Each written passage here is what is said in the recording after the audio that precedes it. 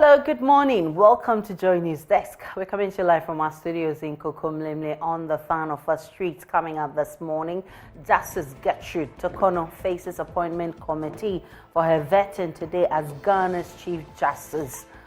We are live at Parliament for the live proceedings. NDC Party faithful air to focus on securing a victory for their flag bearer John Mahama in 2024 instead of engaging in unhealthy exchanges. Plus, contractor releases JHS block he sees for the 3 years for non-payment for work done by the Northern Development Authority. We have details of all of these plus more coming up shortly. My name is Aisha Ibrahim. Do stay for details.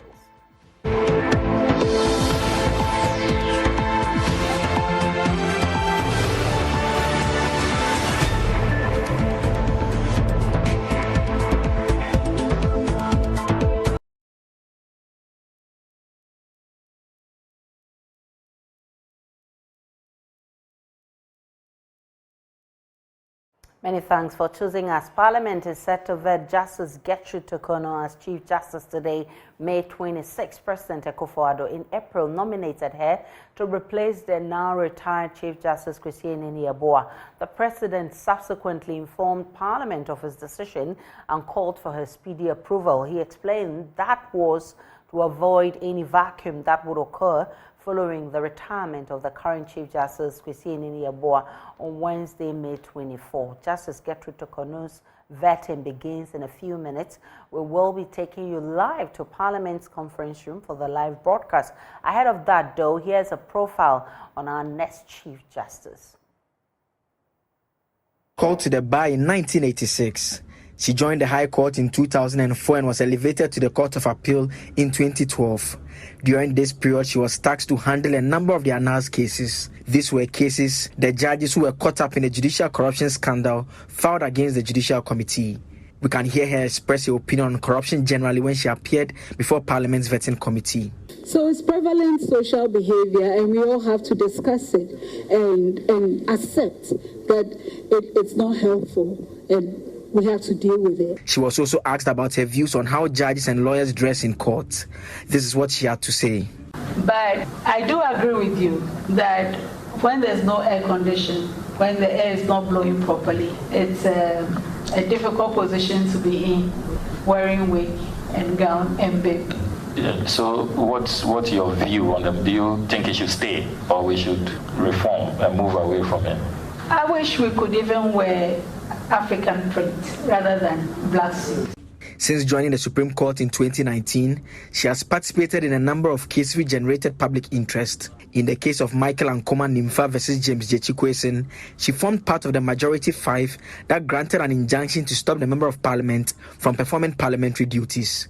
The court upheld the principle of constitutional supremacy, indicating that when an allegation of a breach is made, the court would have to halt the breach. She was also part of the panel which dealt with the case of Association of Finance Houses versus Bank of Ghana. This was a case filed by the association against the Bank of Ghana over directives issued by the Bank of Ghana to these institutions.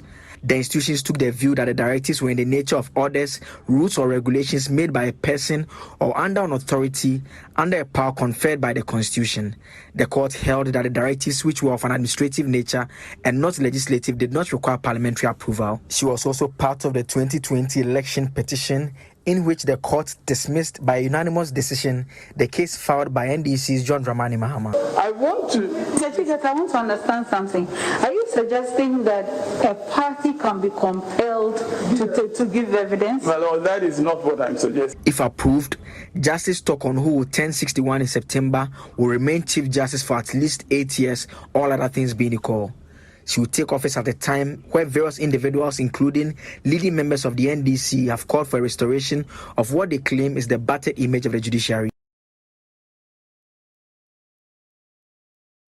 Definitely where to stay for all you need to know about the vetting is on this channel, Joy News. We'll be taking you to Parliament when it all starts. Now, Member of Parliament for Jirapa constituency, Cletus Saidu Dapila, is discouraging supporters of the NDC from engaging in exchanges which will shift focus from John Mahama's ultimate election in 2024 as Ghana's next president. He says the NPP may have performed abysmally in the governance of the country, but that does not mean that they will hand over power on a silver platter to the NDC. According to him, it's only unity and hard work that will guarantee the NDC victory in 2024. Incumbent Member of Parliament for Jirapa, Cletus Saidu Dapila, right from the start, was the front runner in the recently held National Democratic Congress NDC Jirapa parliamentary primary, and he did not disappoint the election researchers. He romped into a landslide victory, polling 957 votes against Brasalia and Jennifer Tengnaba Namfuri. They both had a combined votes of 221. I can testify, and the people can testify, that I've been working so well with them. I'm a politician that is so open to them. They know I always want to solve their problems. I'm a problem solver, and that is what the people admire about me. So I wasn't surprised about the results. Expected to even hit 1,000 mark. That was my focus. But there were some mishaps that happened close to the elections, and my contenders made the votes that they made. But I'm so happy about the results, and I thank the delegates for the confidence that they repose in me, and I will not disappoint them. The parliamentary primaries are over now, and he's back to work again and bent on improving the well-being of his constituents. Well, I'm looking at education, I'm looking at health, I'm looking at support for students, agriculture, how to lobby for us to have decent road network. Those are the areas that I'm looking at. And then water and sanitation. I'm going to focus on support for students, education. I'm going to look at support for agriculture. The farming season is at hand. So I'm looking at how to secure farm inputs, fertilizer and stuff to support some of the farmers so that they can improve their yield. Turning to the 2024 general election, Cletus Saidu Dapila noted that the NDC has a better chance of being returned to power. He however urged supporters of the NDC not to rest on their oars, thinking that they will get power on a silver platter because of the mismanagement of the country's economy by the NPP. First and foremost, we need to fight these people on a united front. We have to be united. Primaries are over, presidential, parliamentary primaries are all over. There is no need to be fighting President Mahama. President Mahama just wants to be president. The other positions are all for us. So let's make him the president. He just wants one thing, and that is the presidency. Somebody will be vice president. Some people will be ministers. Some people will be chief executives. Some people will be cleaners. Some people will get scholarships to go and study. So the positions are numerous. But we cannot get these positions if we don't make President Mahama the president of Ghana. And let me also add that don't fight Cletus because Cletus is the MP. I also just want to be MP. If I'm MP, I can be DCE. I can be NADMO coordinator. I can be a health insurance manager. I will just be an MP. The rest of the positions are for the people. So why will you fight Cletus because I want to be an MP? I will all come together and contribute our quota to the development of the municipality and Ghana. So there's no need fighting. So I urge everybody, if you truly love NDC, if you truly love President Mahama, don't fight your colleague.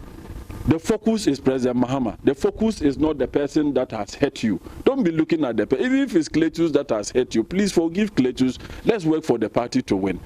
The Jirapa legislature was, however, not happy about the strategies employed by the NDC in the recently held Kumeuba election won by the NPP. He punched holes on the social media campaign strategy of the NDC, which he attributed led to their defeat. You've gone into the NPP stronghold to win souls.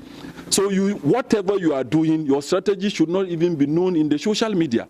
But surprisingly, all the big men and so-called party people who went to Kumawu, all of them All that they were doing, it was in social media. And that is not how to win elections. MPP, you can't fight MPP one-on-one and win. You take them by surprise. You take them by surprise. If you go to contest elections in Kumawu, and all you are doing is that your strategy is out there in social media, they will simply counter it. They are in power. They have the resources to counter it. So I think that there are some of the places I go in and operate without my opponents even knowing. I won't put it on social media. Reporting for Joy News, Rafik Salam, Jiraba. Agri polling station executives of the NPP in German South constituency in the Bono region say if the party fails to reclaim the lost seats, the national executives should be blamed. The polling station executives are accusing the party of turning a blind eye to the concerns of constituency executives, deliberately denying them the chance to verify their details in the register as directed by the national party. The aggrieved German South polling station executives of the NPP converged in front of the party office in Drobo after a protest march to drum home their concerns. They said unresolved issues continue to deepen the disunity that led to the party losing the parliamentary seat to the NDC in the 2020 elections. The group alleges that the constituency executives have deliberately refused to carry out a directive by the party for a verification exercise for members to ascertain their details in the constituency register with about 2 days to end the national exercise. Ernest Ejapon speaks for the group. When you come to German South, there is a problem in the party. The party is divided.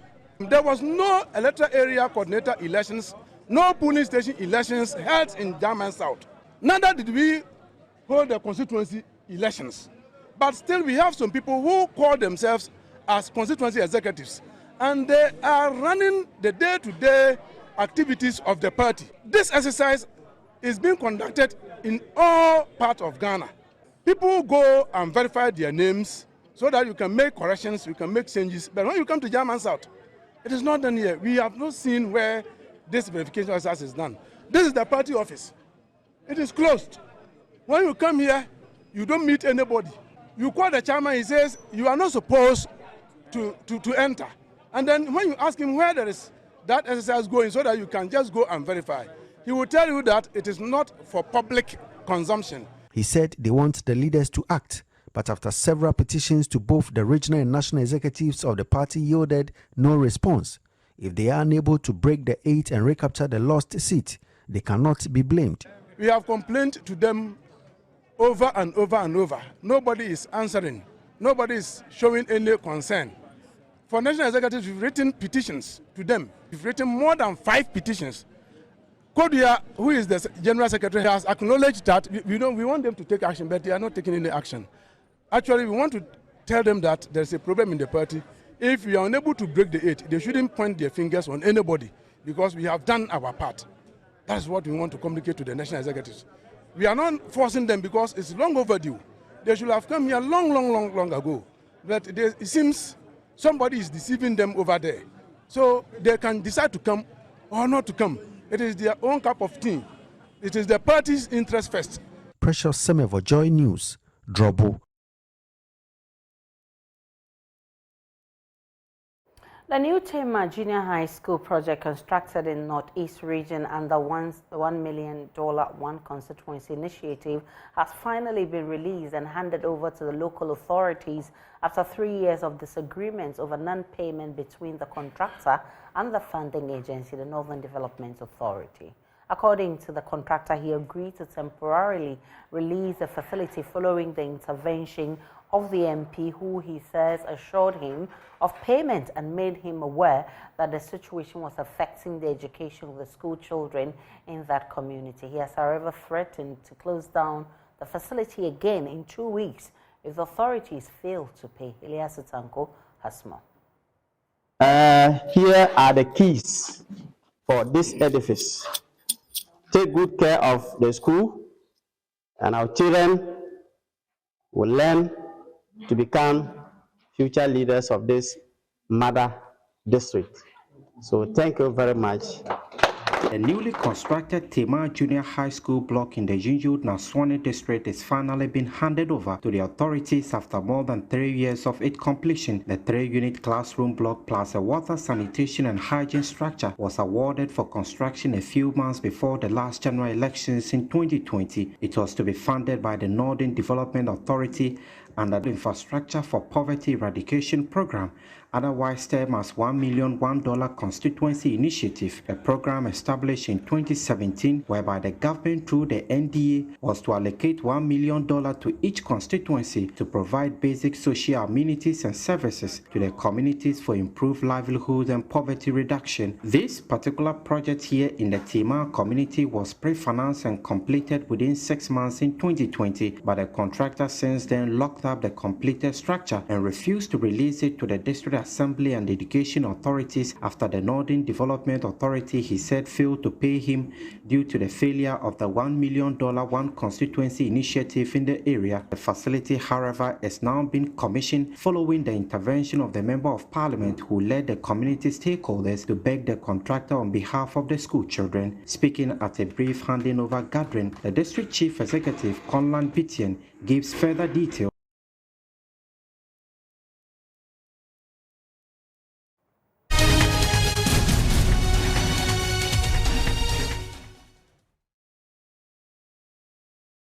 Let's now take you back to Parliament, where the House is set to vet Justice Gertrude Torkonoo as the next Chief Justice. President Akufo-Addo in April nominated her to replace the now retired Chief Justice Kwesi Nini-Yeboah. We're going straight to the conference room where the vetting will be happening. My colleague James Aveji is pitching camp there. James Aveji, first, what picture can you paint of the conference room? Is it set for the vetting? At the background, the committee is seated with some members of the committee, but some members are already here waiting for the nominee, the Chief Justice nominee actually to come in. We have some members of the judiciary, lawyers as well as judges who are here in their numbers to give their support to the Chief Justice nominee through the day. We know that the 23-member Committee of Parliament Appointment Committee is chaired by the First Deputy Speaker, Honorable Joseph Osewusu, deputized by Honorable Markins Apenyo, the second majority leader, are the two men who will chair today's sitting, and the rankings are the minority leader and the deputy minority leader, Honorable Agboja, are the two who will flank him in today. We know that there has been issues. I have had some few interactions with some members of the committee of record today. In fact, when I got closer to Honorable Ose Bonsoamua, he tells me that he would not want to speak before the vetting, but they are hopeful that today's vetting will be a success. A lot of issues have come up to today's vetting, especially the discussion about the calls for reforms in Ghana's legal education system.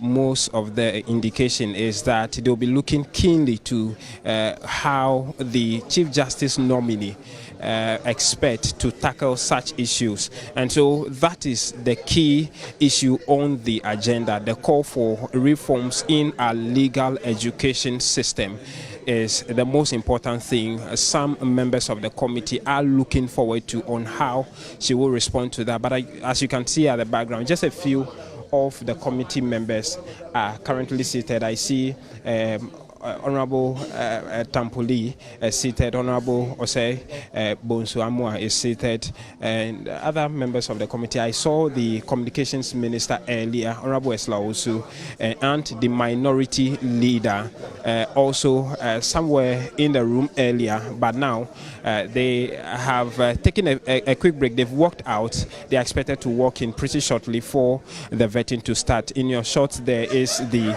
majority, the First Deputy Speaker actually, who is supposed to chair the vetting today, Honorable Joseph Osewusu, in some hearty interaction with other members of the committee. So it's all set here at the vetting room of Parliament. You can also see the members from the judiciary, some judges coming around to offer their solidarity to the Chief Justice nominee, Justice Gertrude Torkonoo. So in some few minutes, we expect the committee to properly sit and begin the vetting process. We expect a long day run, as it has been with other vetting. And so that's what's happening here in Parliament. Vetting will begin pretty shortly.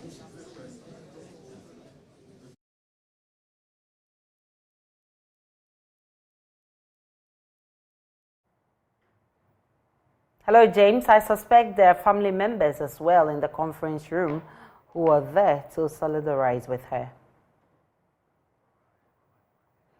All right, well, definitely. I mean, you can see it's a full conference full of members of Parliament of the Appointment Committee who are set to vet the next Chief Justice.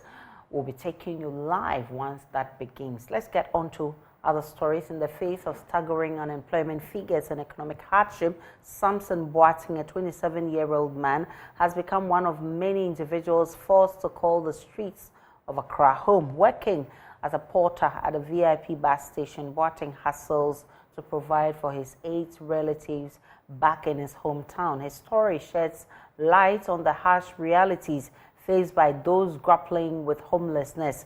My colleague Prince Owusu-Ansah has more. My sister was admitted at Kuala Lumpur. They operate my sister. Samson Boateng, a 27-year-old man, works as a porter at a VIP bus station in Accra, hustling to support his 8 relatives back home. I lost my father, and my father was the one who was doing everything for me. Right now, my mother is not working, so I have to come to street and work so that I can get something. I have 8 siblings. According to Ghana Statistical Service, the country has approximately 1.76 million unemployed individuals. Seeking better opportunities, Samson Boateng moved to Accra and found himself with no option but to consider the unforgiving street as his home. And we are working inside VIP here, and it is not allowed for us to sleep there. And we don't have the money. I don't have the money to go and rent house at Accra here. That is the reason why I'm staying on the streets. Samson Boateng expresses his unhappiness about this situation. So we are facing a lot of challenges over here. Here is not safe for us. But for now, we don't have anywhere. We don't have any place to stay. That's the reason why we are still on the streets. He relies solely on small tokens given by passengers for carrying their luggage to provide for his relatives. We work as loading boys. If the buses arrive, we will go there, beg the passengers, carry their things, so that we will escort them to the station they are going, and at the end of that route, they will find us maybe 2 cities, 3 cities, then we will put it together. Joshua Date, who shares a similar story, also expresses his desire to leave the streets. However, due to economic hardships, he cannot afford to pay rent. I'm not happy at all. I'm not happy at all. I'm not happy. Oh yeah, I'm trying. And you know that in this system we are in hardship. Yes, in terms of the economics and this crisis we are in. Due to their difficult circumstances, individuals seeking government office often exploit them. They use them for their campaigns, making promises to help them escape homelessness. But they renege on their promise after the election. So sometimes if you stay here, they will come. You know, next year we are entering into election. They will come and pick us, gather us, and take us to do campaign. After that, they will tell you that after election, no campaign, you won't see them again. Samson Boateng and Joshua Date, like many homeless individuals, are compelled to move to the street to support their families due to economic challenges. Without this, they would be at risk of going hungry. A report by Prince Owusu-Ansah, read to you.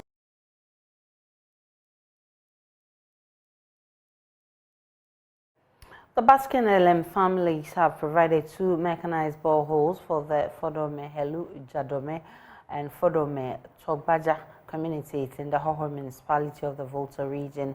The initiative is targeted at ending the age-old phenomenon of relying on streams and other bodies for survival. More in this story. The Baskin LM families are envisioned to better the lives of the underprivileged in sub-Saharan Africa. Through the instrumentality of a US-based Ghanaian philanthropist, Kingsley Motti, the Baskin LM families kick-started their philanthropic mission by constructing 2 mechanized boreholes for the Fodome Helu Jadume and Fodome Togbaja communities in the Hoho municipality of the Volta region. This was aimed at enhancing the supply of potable water to the traditional area, which suffered from the age-old water crisis. Oman Kradogan of Fodome traditional area, Togbe Gbaonugbe II, thanked the families for their kind gesture. The chiefs and queen mothers, elders, and the entire citizenry of the Fodome traditional area are therefore very grateful for the benevolence of Honorable Kingsley Motti in providing this essential component of our livelihood for us. We understand this is not the only one he has provided for the traditional area. We pray that God will richly bless you for the good service you are rendering to society. The Volta Regional Hospital in Hohoe was also presented with some medical items. The items included bedpans, screens, an air conditioner, packs of tissue papers, and boxes of gloves. The Chief Executive Officer of the Image, Daniel Baskin, said the initiative forms part of a family's aim to contribute to the development of humanity. It has been a goal of mine to make sure that I do my part to continue to give back to others.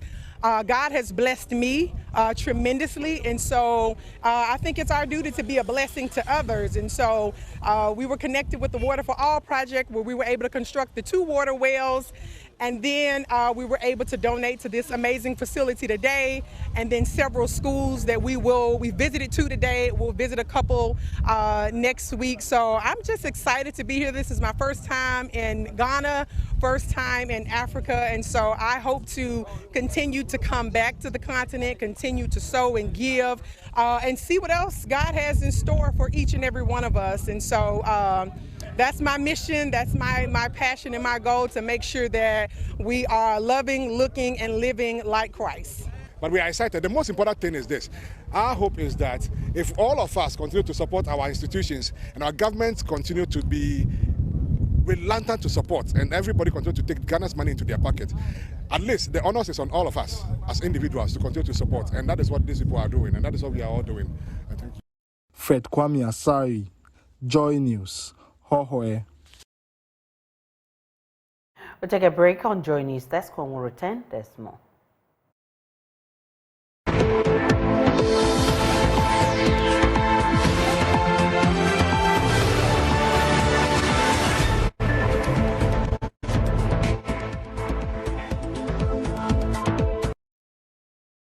An entomologist with the University of Energy and Natural Resources is raising public awareness about the consumption of African palm weevil larvae known as Torkonoo in the Akan language. According to Dr. Jacob Parachuga, the coordinator of the Health Insect Project, the insect is highly nourishing for the body and has the potential to protect the environment because it generates little or no greenhouse gases. The Health Insects Project farm in Songhai is only about 10 feet square in size, but holds about 300 rearing beings. Joy News' Mahmoud Mohamed Nuruddin was at the farm in Songhai and now reports. So these beings you are seeing all over here have either the larval or adult stages of the African palm larva, which is traditionally known as Torkonoo in the Akan language. So we use very simple agricultural products and sometimes agricultural waste to produce these nutritious edible insects. Dr. Jacob Anankwari, an entomologist and lecturer at the University of Energy and Natural Resources, says the larvae grow between 21 and 28 days before harvesting. Once these ones hatch and grow up to 21 to 28 days, they are often ready for the market. So harvesting a few of them. I don't want, some have started weaving cocoons, so I don't want to bother them so much. So you can have a look. If you see a bin like this, it has coconut husks and other. So you see larvae all over. You can see larvae everywhere. I was just harvesting a few of them. They have a high rate of reproduction, and one bean can harvest between 150 and 180 larvae, weighing around 1 kilogram depending on the size. So 150 to 180 will be a kilogram depending on the sizes. Because you see, if these ones are much smaller than these ones. Okay, so these are actually ready for the market. This is about the 8th insta stage. So it means these eggs were laid first. Yeah, so each bin has a minimum of 1 kilo. Some have 2 kilos, others have as high as 5 kilograms. And all this depends on the number of adults I have put in each bin. Some have just 3 pairs, others have 2 pairs. But if you have 5 pairs, then you are getting a lot of larvae. Because each female adult can lay as much as 300 eggs. But the thing is, you know, not all the eggs will hatch. And if they all hatch, not all of them will grow into adulthood, because if there is limited food, they may be cannibalism in the bins. It contains 19 of the 21 essential amino acids, as well as high levels of protein and iron. They have 19 out of the 21 essential amino acids, and they have superior protein and iron content that I will share with you at a different point in time. So if you come and take a look at this, this is a bin containing, these are 2 bins containing adults that we inoculated 3 weeks ago. And these are the adult stages. They are dead now. And then these are the larvae. These are just 3 weeks old. And you can see them looking healthy, strong, and yummy. So these ones will lay eggs, and the eggs will hatch into young larvae. The edible insect emits no or very little greenhouse gas. According to Dr. Anankwari, eating them could help with both food insecurity and climate change. And then whereas the beef has 14 milligrams of calcium, the insect has 88 milligrams. So somebody should tell me why we should not promote the consumption of edible insects. Then again, these insects do not emit greenhouse gases. Only a few groups of insects emit little greenhouse gases. If you compare these to conventional meats like beef, these produce 100 times less greenhouse gases. Okay? And then if you also look at the amount of vegetation you need as the palm larvae, you need little space. Look at this little space that I'm using. And I'm producing several kilos per week. Currently, 1 kilogram of palm larva costs between 70 and 100 cedis. We produce and we are not able to meet the quantities that people are purchasing. Because if I tell you the number of people who place orders and the class in society who place orders, you'll be shocked. That is why the prices have gone up to about 70 to 100 Ghana cedis per kilo. And why is it expensive? It's because we are not so many, just a few people are producing. Dr. Anankwari refuses to share his trade secret, but says that production is simple and cost effective. So you need a simple redding bin like this, which is relatively cheaper. Okay, this is a bin that you need, and then you need a wire mesh like this, and this is supposed to prevent predators and parasitoids. When I say predators, I mean wall geckos, lizards, rats, and parasitoids are insects that feed on other insects. And then you also need a rope and then a rubber band to hold it in place. And then you need a cloth like this just to cover as I'm doing, so that those insects which can actually penetrate the wire mesh holes will not be able to penetrate that. So you can see that other insects have come to lay their eggs on the cloth. We simply wash this periodically. So without this wire mesh, all these insect eggs would have been inside the bin, and that will contaminate our setup, and that is why we're doing this. The entomologist says Ghana must push for innovation to encourage the growth of insects in order to help the economy grow and protect the environment. So we can collaborate with these people, get them on board, train and empower them to produce the black soldier fly, Hematia illucens larvae, which will augment or replace fish meal in the diets of poultry, fish, and pigs. And I'm sure with that, we'll be able to fully feed our people with the right amount of protein without necessarily importing protein. And that will go a long way in helping the economy, because we will no longer have to spend so much cedi to buy dollars and import meat products. A report by Mohammed Nuruddin.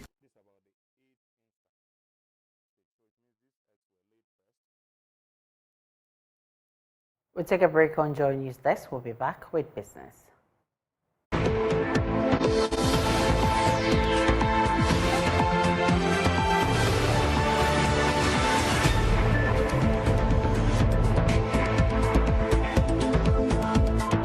Hi, good morning. Welcome to Business. My name is Darryl Kwao.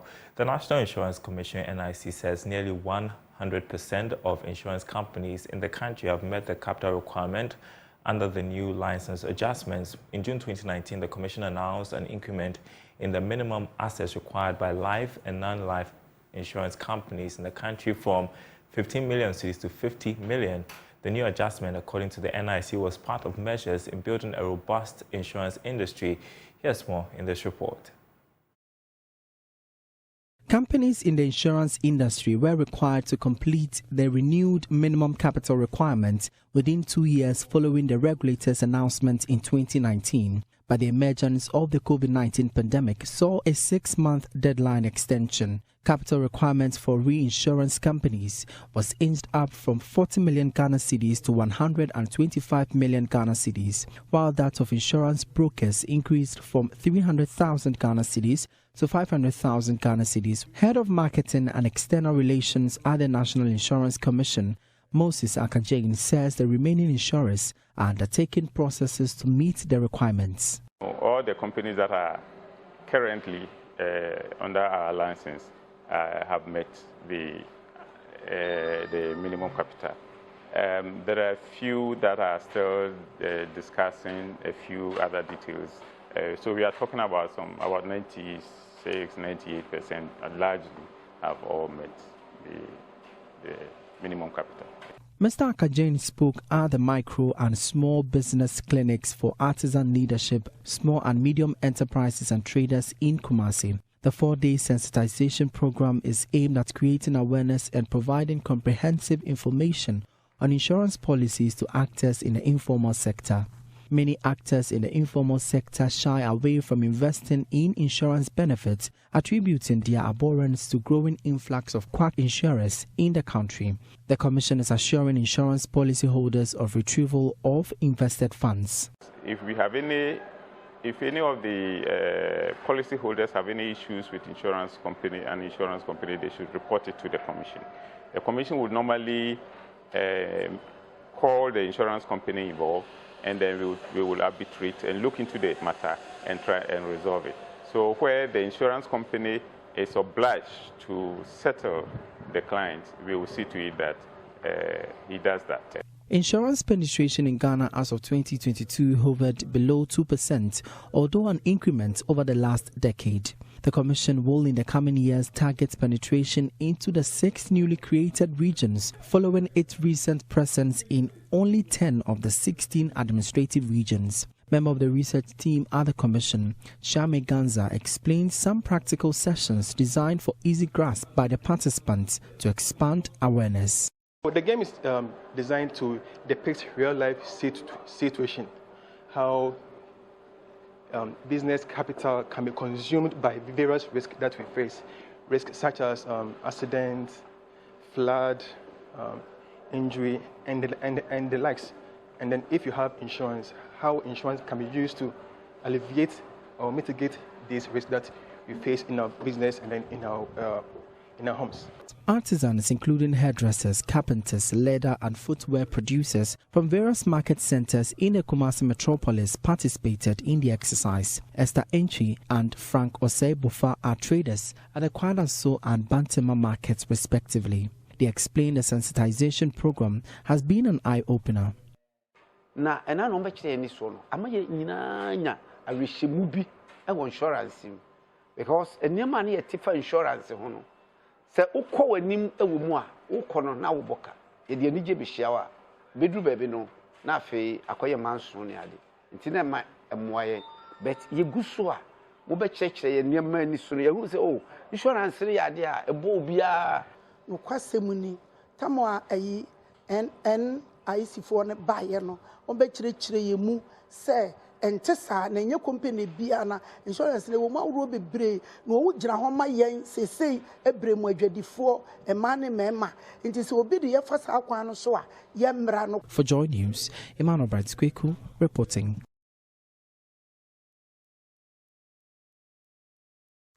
Now, the board chairman of the Ghana National Petroleum Corporation, Freddie Blay, has been defending his decision to offer some 7% shares in the Deepwater Tunnel oil block to a South African firm, Petro SA. According to him, Petro SA is already a partner in the disputed block and therefore has legal right to take part in any share acquisition by former owners and Adako. Freddie Blay was speaking to journalists in response to calls by some 29 civil society organizations for the president to sack him. There's definitely a disagreement over it. And it started 2021. They still knocked on doors. Indeed, let me admit before you, the media, that the minister had already told me that no, we will not do that. I says, well, it is a difficult situation. In that case, deal with the minister, your counterpart in South Africa. And why I deal with the South African chairman and so forth over it. So that is an America. Because after all, we are all shareholders of the, DWT share structure of the oil. Now, over 7 months, it's not happened. So I proposed that in that case, instead of them going, they said, they were telling me they were going for arbitration. And I proposed to them that please, instead of going, let's talk about it. But 7, and let's say 50-50, 3.5. But if we even decide on that, the minister will have to either approve of it or not. How much are they going to pay for 3.5?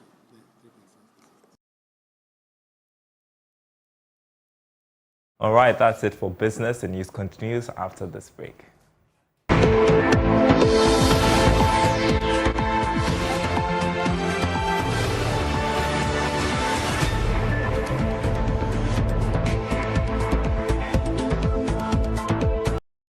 Welcome back to Joy News Desk. So the rest of our stories. As part of activities marking this year's Civil Service Week, staff of the Ministry of Foreign Affairs this morning engaged in a cleanup exercise at the ministry's head office in Accra. Speaking to Joy News about the significance of the Civil Service Week celebration, the Chief Director at the Office of the Head of Civil Service, Godwin Brooke, noted this year's celebration is aimed at, among other things, fostering networking among staff and the private sector. To foster the networking within the civil service of our staff. It is also to help us to engage with private sector and other stakeholders and open up the civil service for people to know exactly what we do, and also to ensure that the civil service, the achievements of the civil service are made known to the public to show our relevance still within the development of this country. On his part, Chief Director of the Ministry of Parliamentary Affairs, who doubles as chairperson for the 2023 Celebration Planning Committee, Dr. Evans Agredakon, said this year's celebration will witness an interagency policy fair aimed at enhancing coordination among state agencies. From Monday, that's 29th, up to 1st of June, we're going to have policy fair. A policy fair at the enclave, the forecourt of the Closac Auditorium in Accra. And what we will seek to do is for the civil service institutions, ministries, departments, and some civil service institutions to be able to showcase the policies and programs and the products that they have to offer. So there will be passport office, for instance, will be available with the DVLA for us to have much more nuanced engagement with the public to appreciate what their various concerns are, the area they think must actually be retooled, reinvigorated to ensure good quality service delivery.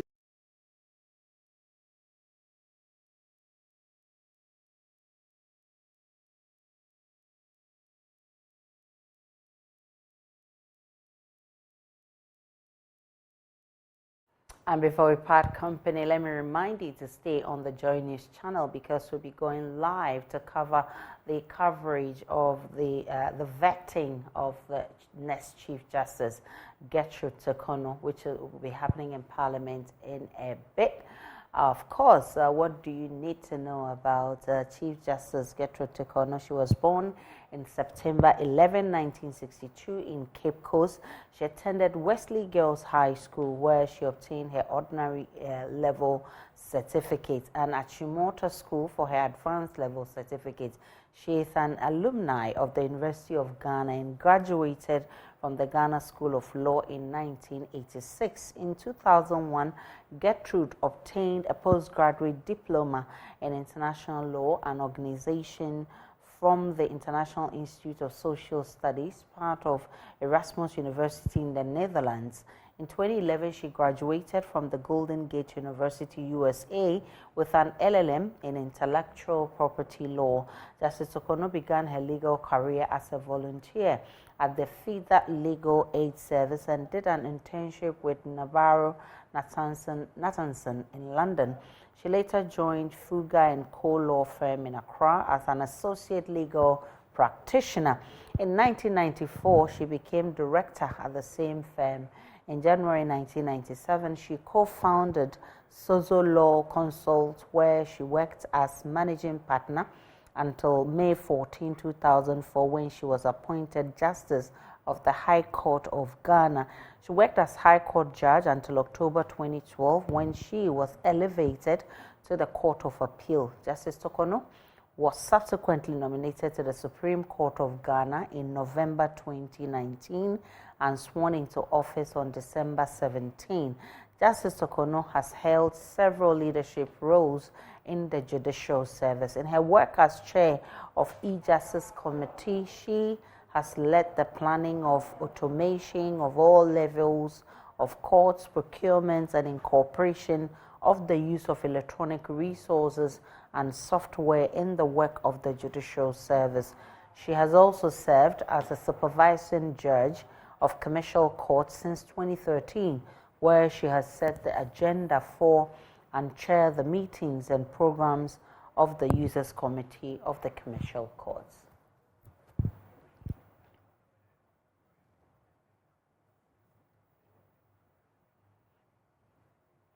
Justice Saba Torkonoo today faces the Appointments Committee of Parliament. All is set, as my colleague James Aveji brought to us earlier, for the vetting, and you need to stay on the Joy News channel for all that will be happening at the vetting in Parliament.